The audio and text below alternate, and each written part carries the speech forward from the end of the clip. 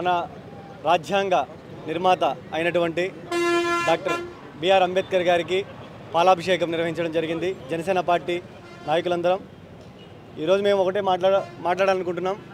ఈ వైసీపీ ప్రభుత్వం ఏదైతే ఉందో మేము 200 కోట్లు పెట్టాం, 400 కోట్లు పెట్టాం, 200 అడుగులు కడుతున్నాం, 100 అడుగులు కడుతున్నాం అని విగ్రహాలు కట్టడం కాదు. ఈరోజు ఆయన యొక్క స్ఫూర్తితో, ఆయన యొక్క రాజ్యాంగంతో మీరు హక్కులు పొంది ఈరోజు రాజకీయాల్లో ప్రభుత్వాలు స్థాపించారు. అది మర్చిపోకూడదు ఈరోజు డాక్టర్ అంబేద్కర్ గారిని.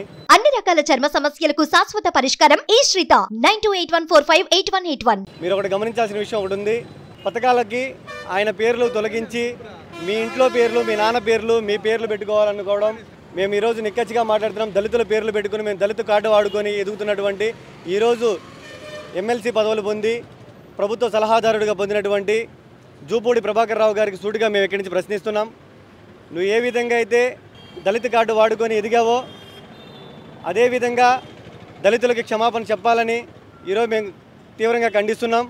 రాష్ట్రంలో అనేక సమస్యలపై పోరాడుతున్నటువంటి దళితులకు ఎక్కడగా న్యాయం చేయలేదు.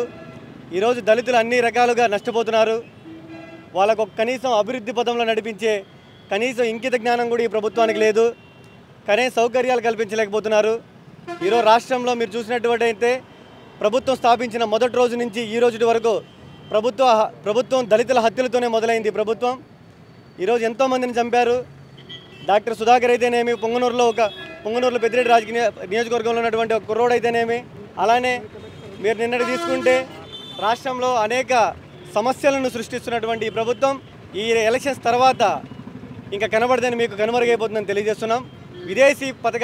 విదేశీ విద్య పథకానికి అంబేద్కర్ గారి పేరు తొలగించి రాజశేఖర రెడ్డి గారి పేరు, జగన్మోహన్ రెడ్డి గారి పేరు పెట్టడం స్వాగతిస్తున్నాం అన్నటువంటి ఈ ప్రభాకర్ని మేము తీవ్రంగా మా జనసేన పార్టీ తరఫున మా నాయకులందరం హెచ్చరిస్తున్నాం.